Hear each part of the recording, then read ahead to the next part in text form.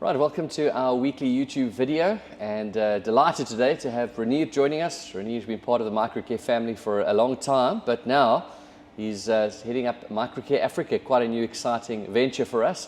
Renier, good to have you with us. Maybe tell us quickly Microcare Africa, what's happening? Thank you. So Microcare Africa is using the Microcare product to export to our neighboring countries as well, like Botswana and Zambia and Zimbabwe. So we're looking into our neighboring countries' market. Because it's a locally manufactured product, and we've got some advantages regarding the SADC registrations. So we're looking into those markets a bit more. Yeah, and I guess for some of our installers who might have some connections there, they should chat with you? Yes, sure. They can chat with me, and they can talk to me if they want to do exports as well, since all our registrations are in place for that as well. Okay, all right. Yes. And SADC, how are you going, eh? Zambia and more? SADC is, well, there's a lot of African countries regarding SADC, but we're focusing more on the neighboring countries, Zambia and Madagascar for now. Okay, all right. Well, there's plenty of opportunity to expand. Yes, depends on the opportunity. I'm sure Mauritius is calling soon. Yes, yes. Okay, right. Last week on the video we said we're going to touch on three things. We've said we're going to talk about the versatility of the products, and I think this has become particularly pertinent now in the new year. A lot of people have got systems. We just had load shedding now this past weekend. Yes. What's the sentiments out there from your clients about load shedding? Well, we've definitely got, we received more calls after the weekend. Obviously, people are realizing now that the grid is not as stable as everybody thought. You know, if one or two things go wrong, we still might run into problems. But still, our bigger concern is the financial side behind it and the savings on your Eskom bills. Yes. Yeah, a big increase, of course, coming, which we're going to talk about next week. But yeah, of course, that's the great thing about why we're really promoting the Microcare system. Things like a 5 kilowatt MPPT, you can expand to whatever system you've got, even if it's not Microcare. That's the versatility of the Microcare system, enabling you to expand if you need more energy. And already I think our consumers are becoming educated because they're thinking about winter, you know, needing a bit more power as well. Yes.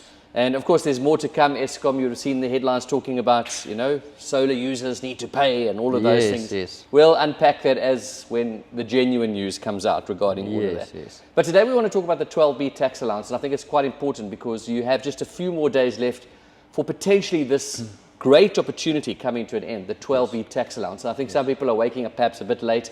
But from a business perspective, it means that you can claim some tax. Are you aware of it? Do you hear about the 12B tax allowance? Yes, so we are aware of it. I don't know the depth and the details behind it all, but I am aware of it, and I've had multiple clients call me about that, because obviously you need to have all your COCs and invoices and everything in place to be able to make use of it, yes.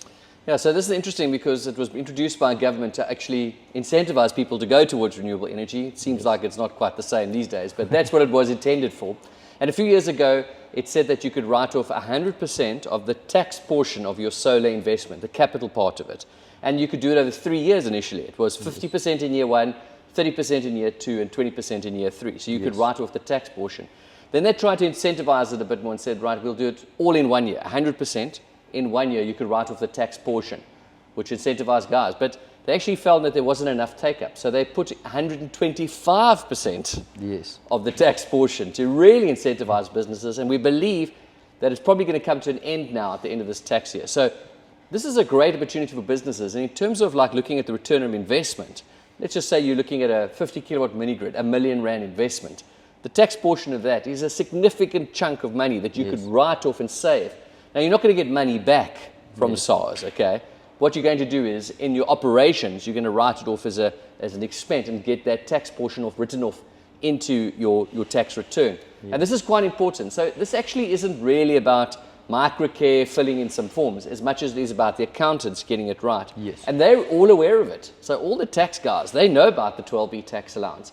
So it's quite important. In fact, if you haven't yet taken it and you're still considering it, you've literally got a few days left to do it. In fact, some people are waking up a bit late and they're saying, well, I'll buy all the equipment and I'll install it on the 1st of March. That's fine as well, as long as you get it in. But here's the key thing is be aware that this might be coming to an end.